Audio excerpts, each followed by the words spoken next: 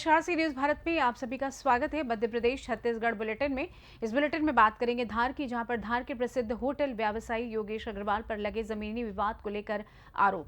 साथ ही बात होगी डिंडौरी की, जहां पर अवैध रूप से 238 लीटर अंग्रेजी शराब लाई जा रही है।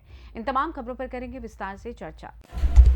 बैतूल में भीमसेना से जुड़े एससी समाज के युवा नेता पंकज अतुलकर पर झूठे आरोप लगाए जाने के बाद ये मामला तूल पकड़ता जा रहा है। आरोप है कि उन्होंने भूमाफियाओं के खिलाफ आवाज उठाई थी, जिसके चलते उनके खिलाफ साजिश रची गई। दलित संगठनों ने इसे अन्याय बताते हुए निष्पक्ष जांच की मांग की। सूत्रों के अनुसार पंकज अतुलकर पिछले कई वर्षों से दलित आदिवासी समाज के अधिकारों के लिए संघर्ष कर रहे हैं। हाल ही में उन्होंने भूमाफियाओं द्वारा SC/ST परिवारों की जमीन हड़पने के खिलाफ मुहिम छेड़ी थी। इसी दौरान कुछ लोगों ने उन पर हमले का आरोप लगाया और उनके खिलाफ थानागंज में प्रकरण दर्ज कर लिया। समर्थकों का कहना है कि झूठा मामला है और पंकज को फंसाने की साजिश है।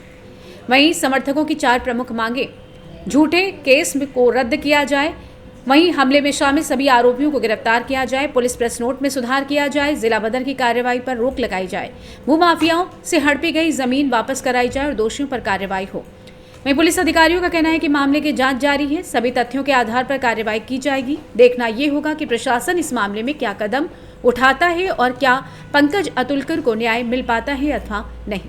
हम जनार्दन जेडी पाटिल है।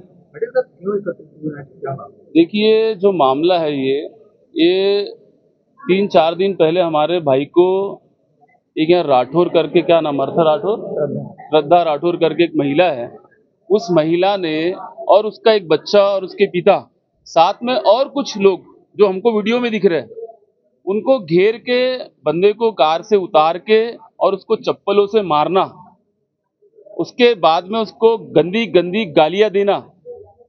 ये हमारा वो व्यक्ति जो समाज के लिए लड़ता है, जो समाज सेवा करता है, जो बाबा साहब के नाम पर चलता है, जो अनुसूचित जाति, जनजाति, गरीब पिछड़ों की लड़ाई लड़ता है, ऐसे व्यक्ति के ऊपर बैतूल में हाथ उठाना बहुत ही निंदनीय और बहुत ही घृणित कृत्य है।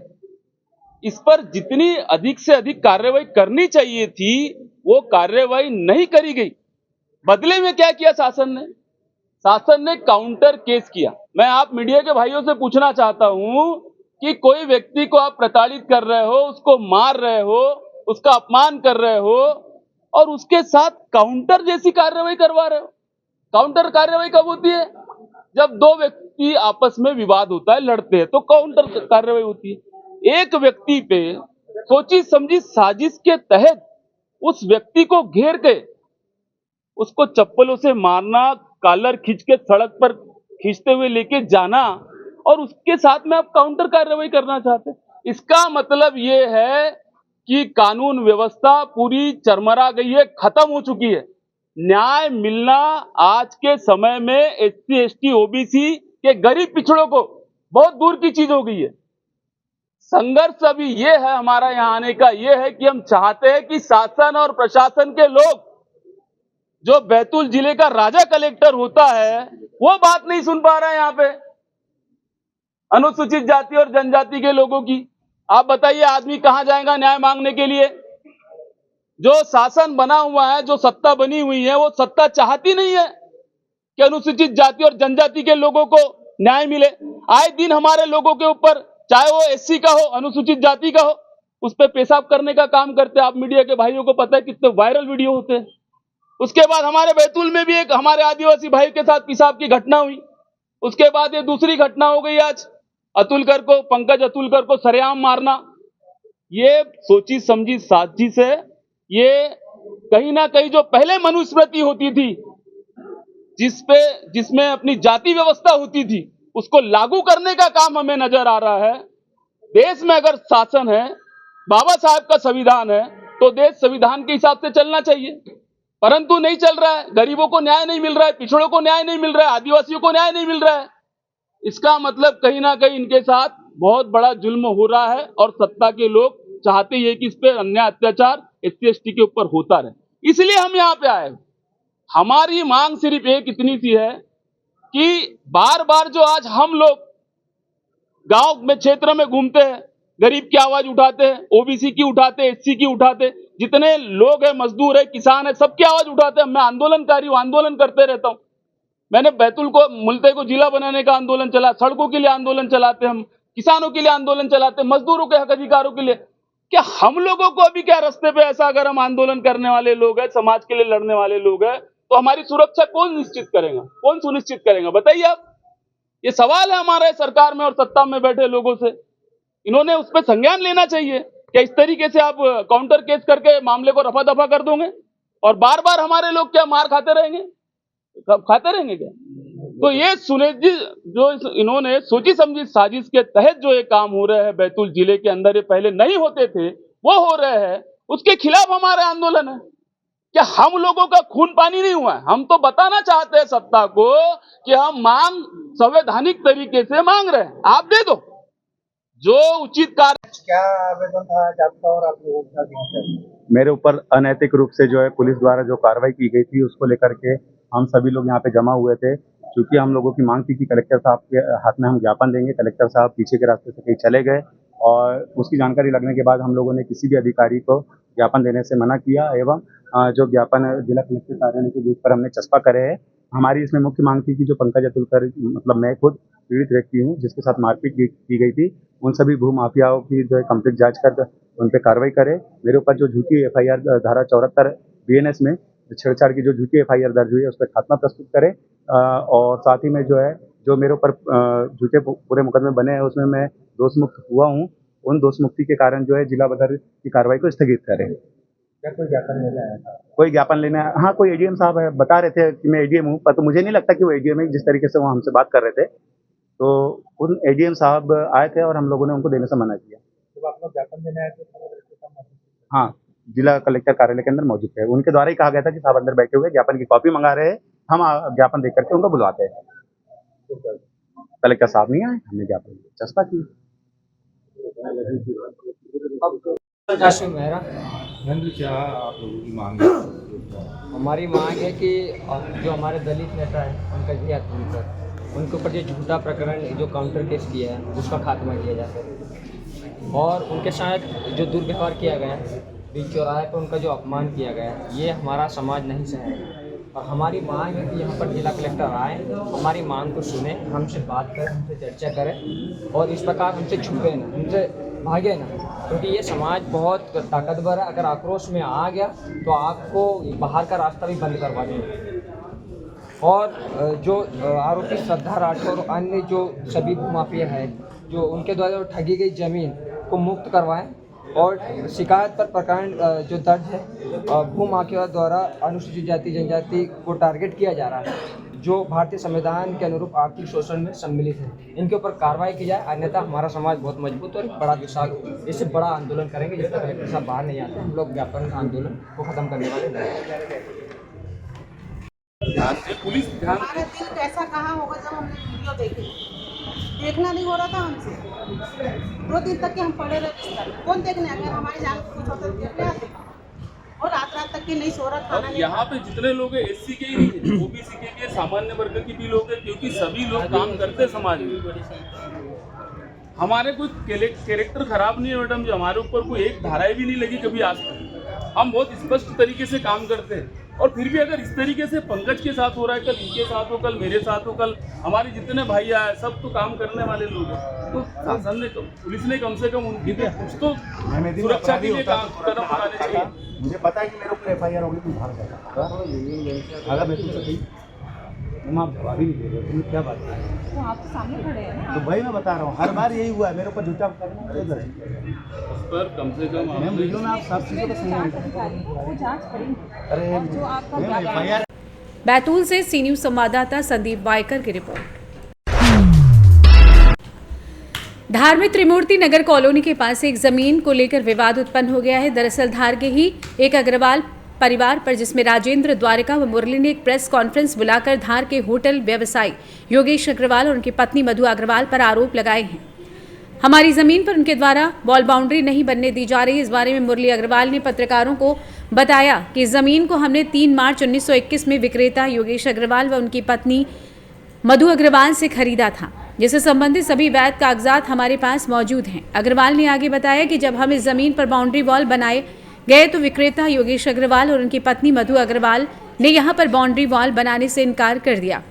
हम चाहते हैं कि हमारी जमीन पर हमें वॉल बाउंड्री बनाने दी जाए, जिसकी शिकायत हमने जन सुनवाई में कलेक्टर व एसपी से की है। प्रश्न के उत्तर में अग्रवाल ने बताया कि अभी जमीन पर योगेश अग्रवाल का सामान व कंस्ट्रक्शन भी बने पड़े हुए हैं, किंतु जैसे ही वॉल बाउंड्री बनेगी वो कंस्ट्रक्शन अपने आप ही जाएगा।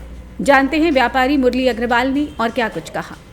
एक जमीन 30/3/2021 को रजिस्ट्री के माध्यम से श्री योगेश जी अग्रवाल एवं श्रीमती मधु अग्रवाल से क्रय की थी। वह जमीन के सारे वैध दस्तावेज मेरे पास उपलब्ध हैं। रजिस्ट्री है, नामांतरण है, नगर पालिका में संपत्ति कर रसीद है, नगर पालिका का दाखिला है, ये सारे वैध दस्तावेज मेरे पास हैं। और रजिस्ट्री में उस ज़मीन पर खड़े होकर मेरा फोटो है साथ में। चतुर्सीमा का स्पष्ट उल्लेख है। फिर वह निर्माण करने गया तो मुझे रोका गया योगेश जी अग्रवाल और श्रीमती मधु अग्रवाल के द्वारा कि यहाँ ज़मीन आपकी नहीं है और आप अभी यहाँ बाउंड्री निर्माण नहीं कर सकते। आपने बाउंड्री वाल की परमिशन ली थी? हाँ, बाउंड्री वाल परमिशन मैंने आवेदन किया है नगर पालिका में, उसकी वहाँ पर पावती है जी। कोई कार्रवाई की आपने इसके खिलाफ? मैंने जन सुनवाई में आवेदन दिया है और श्रीमान एसपी साहब के समक्ष भी आवेदन दिया है। क्या चाहते हैं आप? मुझे मेरी ज़मीन मिले, मुझे न्याय मिले, मुझे मेरी ज़मीन का बाउंड्री वाल निर्माण करने दिया जाए। जैसे कि अंदर भी उन्होंने कुछ कंस्ट्रक्शन कर रखा है, हाँ, उनके सामान है, हाँ, सभी पे फोकस नहीं करते हुए सिर्फ वाल पे फोकस सब वो मेरा ये निवेदन है कि मुझे बाउंड्री वाल करते जाएंगे तो सामान हटता जाएगा ऑटोमेटिक। ठीक, आपका नाम बताइए। मेरा मुरली अग्रवाल। धार से सी न्यूज संवाददाता प्रकाश जोशी की रिपोर्ट। छतरपुर कलयुगी पिता ने अपनी ही बेटी से दुराचार का मामला आया सामने। आपको बता दें, न्यायालय ने सुनाई जीवित रहने तक जेल में रहने की सजा। कलयुगी पिता ने किया था 8 साल की अपनी ही मासूम बेटी के साथ दुराचार। इस घटना से रिश्तों को तार-तार कर दिया था। वहीं डीपीओ ने बताया कि पिता के द्वारा 1 से अधिक बार दुराचार किया गया। चतुर्थ अपर सत्र न्यायाधीश विक्रम भार्गव ने सुनाया फैसला। फैसले में कलयुगी पिता को आजीवन कारावास एवं 5,000 रुपए के अर्थदंड से किया गया दंडित। छतरपुर के राजनगर थाना क्षेत्र की एक घटना है। जानते हैं डीपीओ प्रवेश कुमार अहिरवार ने क्या कुछ कहा। 8 साल की मासूम बच्ची सर पिता ने दुष्कर्म किया था जी। आज जो है छतरपुर मुख्यालय में जो विशेष न्यायाधीश हैं पॉक्सो एक्ट के श्री विक्रम भार्गव जी द्वारा एक बड़े ही महत्वपूर्ण फैसले में, जिसमें अपने पिता द्वारा अपनी ही 8 वर्ष की बच्ची के साथ 1 से अधिक बार जो है उसके साथ गलत कृत्य किया, उसका बलात्कार किया, उसके संबंध में आज माननीय न्यायालय द्वारा आरोपी को दोषी मानते हुए आजीवन कारावास जो शेष प्राकृतिक जीवन के लिए होगी, मतलब संपूर्ण जीवन के लिए उसके जो आजीवन कारावास की सज़ा इसमें दी गई है, और इसके साथ ही साथ 5,000 रुपये का अर्थदंड से भी उसको दंडित किया गया है। मैं बता दूं आपको कि ये मामला जो है जो जिला स्तरीय कमेटी होती है, जिला स्तरीय कमेटी द्वारा इसको जो है चिन्हित श्रेणी में रखा गया था, और चिन्हित श्रेणी में रखकर इसको जो है मेरे द्वारा इसमें लगातार पैरवी की गई पीड़िता की ओर से, शासन की ओर से, और इसमें आज जो है माननीय न्यायालय ने आरोपी को सज़ा सुनाई है। ये इस मामले में जो है विवेचना जो है प्रारंभिक तौर पर विवेचना जो की गई थी वो निरीक्षक, जो समय निरीक्षक थी श्रीमती अंजलि उदैनिया, और उसके बाद इसमें जो विवेचना की गई वो उप निरीक्षक जो सिद्धार्थ शर्मा हैं उनके द्वारा इसमें जो है विवेचना की गई थी। छतरपुर से सी न्यूज संवाददाता कुलदीप सक्सेना की रिपोर्ट। डिंडौरी सिटी कोतवाली पुलिस ने मादक पदार्थों की अवैध बिक्री रोकने के लिए बड़ी कार्रवाई कर मुखबिर से मिली सूचना पर अलग अलग सड़क मार्ग पर घेराबंदी कर शहडोल की ओर से डिंडौरी ले जा रही शराब की बड़ी खेप जब्त की है। पुलिस द्वारा कार्रवाई कर 238 लीटर अंग्रेजी शराब जब्त की है। शराब का अवैध रूप से बाइक से परिवहन करते 4 आरोपियों को हिरासत में लिया है, जिनके पास अलग अलग बैग में 238 लीटर अंग्रेजी शराब कीमत लगभग 1,63,390 रुपए तथा 4 बाइक सहित 3,33,390 रुपए का मचरूका जब्त कर आरोपियों के विरुद्ध आबकारी एक्ट की धाराओं के तहत कार्रवाई कर माननीय न्यायालय पेश किया गया। आइए जानते हैं इस विषय में थाना प्रभारी सिटी कोतवाली दुर्गा प्रसाद नकबुरे ने क्या कुछ कहा। वहाँ का मामला हम क्या कर रहे थे, और आज हम लोगों को मॉर्निंग में सूचना मिली थी कि अनूपपुर शहडोल की ओर से अवैध शराब की खेप मोटरसाइकिल से आने वाली है। सूचना पर हम लोगों के द्वारा विभिन्न टीम बनाकर रेड कार्रवाई की गई, जिसमें 4 आरोपियों से 4 मोटरसाइकिल पर अलग अलग हमारे द्वारा 238 लीटर अंग्रेजी शराब को जब्त किया गया है और 4 मोटरसाइकिल जब्त की गई है। 4 आरोपियों को गिरफ्तार किया गया है। शराब जो है उसकी कुल कीमत 1,63,390 रुपये है और मोटरसाइकिल जो जब्त की गई है उसकी कीमत 1,70,000 है। कुल मिला के आज हम लोगों के द्वारा 3,33,000 का अवैध शराब मतलब तस्करी करते हुए मसरूका बरामद किया गया है। आरोपी सर ये चारों आरोपियों को गिरफ्तार कर लिया गया है। आरोपियों के नाम है, पहला है बलराम गौतम मड़ियारास का रहने वाला है, मनोज कुमार गौतम मड़ियारास का रहने वाला है, उज्जैन सिंह ठाकुर मड़ियारास का रहने वाला है और बद्री प्रसाद गौतम जो खरगेना का रहने वाला है। सर पूर्व में भी इनके ऊपर मामले 3 आरोपियों के विरुद्ध पूर्व के भी मामले हैं, 3 से 4 मामले हैं और एक ही आरोपी जिस पर पहली बार है। सर इसमें कुछ आरोपी ऐसे भी सर जिनके ऊपर पहले भी 34(2) की धाराएं लग चुकी हैं। हमारे द्वारा इस प्रकरण में शराब की पूरी चैन को जानकारी ली जाएगी और जो भी इसमें संलिप्त पाए जाते हैं उन पर भी कार्रवाई की जाएगी। सर ये शराब कहाँ से आ रही थी और कहाँ जा रही थी? अभी तो आरोपी गणों द्वारा शहडोल की ओर से लेकर आना बताया गया, बाकी उनके मोबाइल भी जब्त किए गए हैं। हम उनके फ़ोन पे डिटेल और कॉल डिटेल भी चेक करके आगे जो मामला आएगा उसमें और कार्रवाई किस तरीके का आगे किस तरीके आगे उसमें प्रकरण में संलिप्त किया जाएगा उनको। Thank you. डिंडौरी से सी न्यूज़ संवाददाता दीपक नामदेव की रिपोर्ट।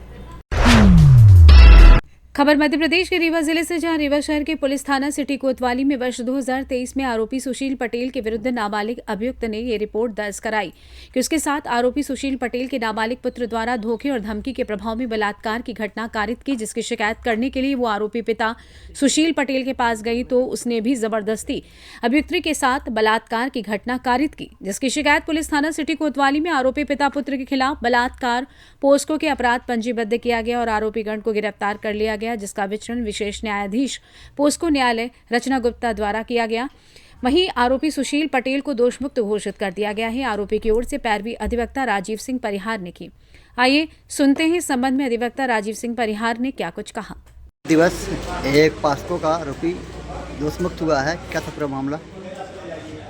माननीय 12वें अपसत न्यायाधीश विशेष न्यायाधीश पास्को श्रीमती कंचन गुप्ता जी के न्यायालय से आरोपी सुशील पटेल, जिसके विरुद्ध पुलिस थाना कोतवाली जिला रीवा में वर्ष 2023 में पास्को एक्ट एवं 376 2N एवं 376 का मामला पंजीबद्ध किया गया था, जिसमें कहानी ये बताई गई थी अभियोजन द्वारा कि एक अभियोक्त्री जो है उसका एक आरोपी सुशील पटेल के लड़के से दोस्ती थी, प्रेम संबंध था और उस दोस्ती प्रेम संबंध में उस लड़के ने धोखा दे करके उसके साथ बलात्कार की घटना की, जिसकी शिकायत उसने आरोपी सुशील पटेल जो कि उसका पिता था लड़के का की और शिकायत करने के पश्चात जब वो उनके पास गई सुशील पटेल के पास तो सुशील पटेल ने मौके का फायदा उठाकर उसके साथ बलात्कार की घटना कराई। मध्य प्रदेश रीवा से सी न्यूज़ संवाददाता अर्जुन तिवारी की रिपोर्ट। खबर मध्य प्रदेश के रीवा जिले के चोरहटा थाना में हुआ दर्दनाक सड़क हादसा। शहर के बाईपास बेला सिलपरा रिंग रोड में निर्माणाधीन सड़क में ट्रक से बालू लोड कर जा रहा ट्रक हुआ सड़क हादसे का शिकार। परिजनों के द्वारा व्हाइट टाइगर सफारी रोड को किया गया जाम। परिजनों का आरोप है कि उदित इंफ्रा कंपनी में ट्रक चालक की नौकरी करता था। मृतक कंपनी की लापरवाही से हुआ हादसा। जबरन खराब सड़क में भेजा गया ट्रक खराब सड़क होने के चलते नदी पर पलटा बालू से लोड ट्रक पलटने के बाद बालू में दबा ड्राइवर। परिजनों ने किया चक्का जाम। उदित इंफ्रा कंपनी से कर रहे 50 लाख रुपए मुआवजे की मांग। मौके पर पहुंची पुलिस के प्रदर्शनकारियों से बहस हुई। वहीं आइए सुनाते हैं इस दौरान ग्रामीणों ने क्या कुछ कहा। कौन सी जगह है, क्या हादसा हुआ? ये यहाँ पे जो बंधा है ना, तो बंधा के ऊपर ये गाड़ी चढ़ रही थी बालू लेके। वहाँ पास मैं मिट्टी के लिए खड़ा था, अपने लिए मिट्टी लेना था, तो वहाँ पे खड़ा था, ये चढ़ रहा था। तो गाड़ी क्या हुई कि चढ़ रही थी और अनबैलेंस हो गई, वहाँ की मिट्टी धंस गई। जो निकलने के लिए ये लोग कंपनी वाले रास्ता बना रहे थे वो धंस गई, तो गाड़ी पलट गई और उसके बगल में जेसीबी लगी थी मिट्टी बराबर करने के लिए। तो हम लोग गए जेसीबी को बोलने के लिए कि निकाल जाती थी। तो ड्राइवर निकालने के लिए करने लगा तो पीएम वहाँ पे थे। तो पीएम बोलते अपना काम कर जाने दे जो जहाँ है। पीएम ये नहीं पता है, लेकिन यहाँ का जो पीएम था तो हम लोग बोले कि सर यार बताइए वो मर रहा है, आप बताइए ऐसे कर रहे हैं। तो बोलते हम अपना काम करें कि उसका डाला निकालें, और वो कास्ट अगर डाला वो पकड़ के खींच लेता। जेसीबी बगले में जेसीबी थी, जहाँ पे गाड़ी पलटी है वहीं पर, तो अगर खींच लेते तो वो बच जाता। आधे घंटे बाद जब लोग इकट्ठा होने लगे, 10-15 लोग हो गए, तब फिर सब लोग चिल्लाने लगे, उसको गाली देने लगे ड्राइवर को, तो फिर निकाला और पीएम भाग गया। ऐसा हुआ। हाँ, वो मर गया बेचारा। कौन है वो, कहाँ के रहने वाले? वो सुशील यादव है, हमारे गांव के, उनके साले हैं, और उनका ढोभाट में गांव है। उनके जीजा हैं? अच्छा, उनके जीजा हैं। क्या मांगे हैं परिजनों की, क्या कहना है? परिजनों का कहना यही है कि छोटे छोटे 3-4 बच्चे हैं, अब वो तो ख़त्म ही हो गया। यही कंपनी की गाड़ी चला रहा था, जिस कंपनी में उसका मौत हुआ है, इसी कंपनी में वो गाड़ी चला रहा था। उनका ये कहना कि जो राशि हो उनके लिए हेल्प के लिए तो कर दिया जाए। कौन सी कंपनी है, क्या काम करती है? ये अभय मिश्रा जी का ठेका है, रिंग रोड का काम चल रहा है। हाँ, रिंग रोड और बाईपास उसी काम है। ये अभय मिश्रा विधायक साहब का ये काम है। कितने बजे घटना? ये करीब 2 बजे करीब घटना। कंपनी कौन सी है, क्या नाम है? हाँ, उदित इन प्रकार के है। आप कौन हैं उनके अंदर? नहीं, वो मेरे मोहल्ले का जिनका रिश्तेदार है, मेरे गांव घर के बगल में पड़ोसी है। मैं ट्राइबल करता हूँ। क्या मानते हो किसकी लापरवाही? ये पीएम की लापरवाही, ये तो पीएम की तो है ही है, जो रोड बनवा रहे थे। कंपनी की लापरवाही उसका है कि अच्छी से ढोला डलवा दीजिए, रोड बना देते तो ये होगा ही ना करता। लेकिन इसमें अगर पीएम चाहता तो फिर भी ये बच जाता। कंपनी की लापरवाही? हाँ, कंपनी की लापरवाही, पूरी कंपनी की लापरवाही है इसमें। अगर ये जेसीबी दे देते? हाँ, और जेसीबी को बोल देता पीएम को, इतना बस देता पीएम साहब के, इतना बोल बस देता कि निकाल दो, तो वो बच जाता। कहा कि जेसीबी जस्ट बगल में लगी थी, जहाँ पे गाड़ी पलटी जस्ट बगल में। पूरा बताइए। घटनाकार में जब मैं गया था तो गाड़ी पलटी थी, वहाँ पीएम ये बोल रहा था कि मर जाने दो उसको, तुम अपना काम करो, बस हो गया। अगर पीएम 10 मिनट पहले मशीन से गाड़ी सही करवा देते तो वो बच जाता, और ऊपर से वो भाग दिया। वो पूरा ढेला जो है तो फूटा था, जबरदस्ती गाड़ी निकलवाई। देखिए मैं पूरा निकाला हूँ, ये शीशा उसे फोड़ के निकाले, पूरे हाथ मोड़े कांच में लग गया, वो पूरा दब गया था। क्या हो गया? ट्रक पलट गया था? ट्रक पलट गया तो उसके ऊपर बालू आ गई पूरी, वो निकल जाता। और ये पीएम भाग दिया वहीं पास से, बोला मर जान दो, मरता है तो। वो मेरे से मतलब नहीं मेरे से, ये भी मेरे साथ हैं। जो जेसीबी मशीन वहाँ पे लगी थी तो क्या कौन मना किया उसको? वो पीएम मना किया है। क्या बोला? बोला कि मर जान दो, मरता तो हमसे मतलब नहीं है, तुम अपना काम करो। मशीन वहीं लगी थी। ये कौन सी कंपनी चल रही है, कौन काहे काम चल रहा है? ये 4 लाइन काम चल रहा है, रिंग रोड का। रिंग रोड का चल रहा है। उदित नाम से चल रहा है, उदित इंसर्स ऐसे कुछ है, अभय मिश्रा कंपनी है। क्या मानते हैं किसकी लापरवाही है पूरी तरह? ये पीएम की लापरवाही। मैं भी इसी कंपनी में डाला चलाता हूँ, अशोक यादव मेरा नाम है। ये मैं 3 रोज से उसको बोल रहा था कि रास्ता बनवा दो, तो रास्ता नहीं बनवाया था। वो क्या करता था, एक गाड़ी मट्टी डलवा देता उसमें, फिर बोल देता गाड़ी लेके जाओ। एक दिन मेरी भी गाड़ी में इसमें क्या कहते हैं 0450 में जो है तो आग लग गई थी। तो बोला ये कैसे आग लग गई, वहाँ पास पूरा गाड़ी ढनक आती थी, वो रास्ता नहीं बनवाता था। वो बोलता था चलाओ ना चलाओ, नहीं हम मारेंगे, ऐसे बोलता था पीएम। अब क्या मांगे आप लोग, क्या चाहते हैं? मांग यही है कि जो कुछ अब घटना हुआ है तो उनको 50 लाख रुपए दिया जाए। अब तो वो आएंगे नहीं दोबारा, 50 लाख रुपए दिया जाए, जब हम लोग यहाँ से बॉडी उठाएंगे। रोशर से मुकुंदपुर जाने वाला जो रास्ता है, वहाँ एक मृतक है जो रमेश यादव, चूँकि डंपर चालक था वो और डंपर चला रहा था, हादसा बस उसका डंपर पानी में नदी में गिर गया और डूबने से उसकी मृत्यु हुई है।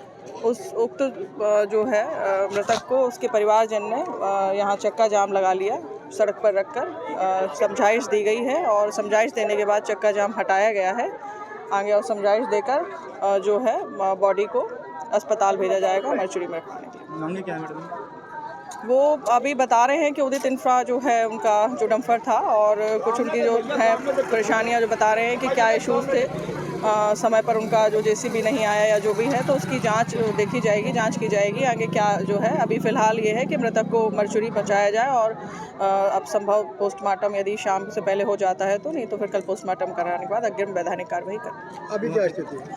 अभी चक्का जाम खुलवाया गया है, समझाइश दी गई है, उक्त संबंध में भी कोई चर्चा नहीं की गई है, समझाइश दी गई है परिवारजन को और अस्पताल अभी मृतक को भेजा जा रहा है। उसके बाद जो है कायम कर अग्रिम कार्रवाई की जाएगी। रीवा से सी न्यूज़ संवाददाता अर्जुन तिवारी की रिपोर्ट। खबर शिवपुरी जिले के पोहरी से, जहां कलेक्टर रविंद्र कुमार चौधरी के निर्देशन में सीएमएचओ डॉक्टर संजय ऋषिश्वर के मार्गदर्शन में बीएमओ डॉक्टर दीक्षांत गुधेरिया द्वारा गुरुवार को विशाल रक्तदान शिविर का आयोजन किया गया। जहां सामुदायिक स्वास्थ्य केंद्र में व्यवहार न्यायाधीश वरिष्ठ खंड पोहरी अंजलि पटेल ने सर्वप्रथम मां सरस्वती की मूर्ति पर माल्यार्पण व दीप प्रज्वलित कर शिविर का शुभारंभ किया। इस दौरान व्यवहार न्यायाधीश वरिष्ठ खंड पोहरी अंजलि पटेल ने महिला रक्तदाताओं को पुष्पगुच्छ भेंट कर सम्मानित किया। इस दौरान शिविर में ब्लड बैंक की टीम द्वारा सुलभता के साथ कार्य किया। शिविर के दौरान इस बार पुरुषों के साथ साथ महिलाओं व छात्राओं ने भी जमकर भाग लिया। शिविर के दौरान शाम 5 बजे तक 50 यूनिट रक्तदान हुआ। इस दौरान बीएमओ डॉक्टर दीक्षांत गुधेनिया ने सभी रक्तदाताओं का माला पहनाकर सम्मान किया।